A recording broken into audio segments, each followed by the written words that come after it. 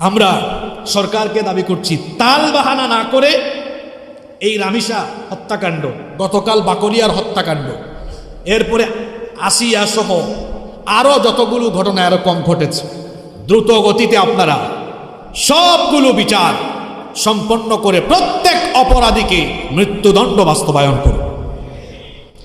সম্মানিত মুসল্লিয়ানি কেরাম, আমি গত জুমায় আপনাদের সামনে জিলহজ মাসের গুরুত্ব এবং করণীয় 10টি আমল সম্পর্কে আলোকপাত করেছিলাম।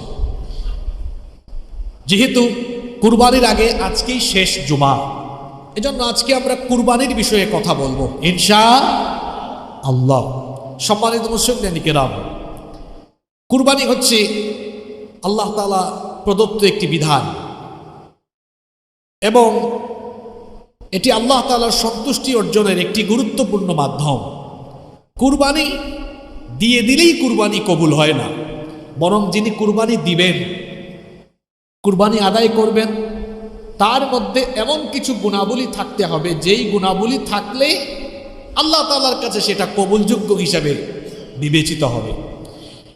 একজন কুরবানিদাতার কমপক্ষে এই 8টি গুণ থাকতে হবে। নাম্বার 1, 1 নাম্বার, যিনি কুরবানি দিচ্ছেন প্রথমত তাকে খালেস নিয়তের অধিকারী হতে হবে, ইখলাসওয়ালা হতে হবে। আপনি কোন উদ্দেশ্যে কুরবানি দিচ্ছেন সেটা ঠিক করতে হবে।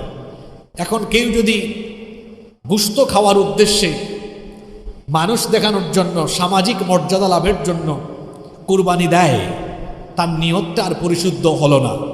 কুরবানি কবুল হওয়ার জন্য প্রথম শর্তই হলো কুরবানিদাতার নিয়ত পরিশুদ্ধ হওয়া, একনিষ্ঠতা, একাগ্রতা, অর্থাৎ ইখলাসের সাথে কুরবানি দেওয়া।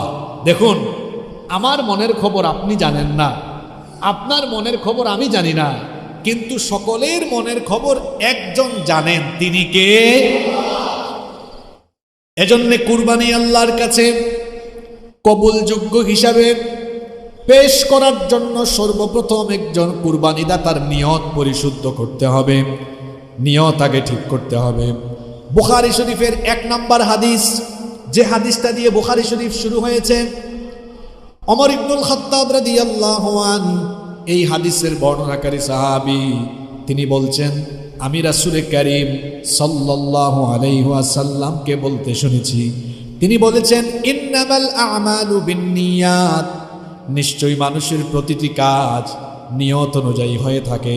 সুতরাং কুরবানি দেওয়ার সময় আপনার মনে আপনি যদি পরিশুদ্ধ নিয়ত না রাখেন, সেই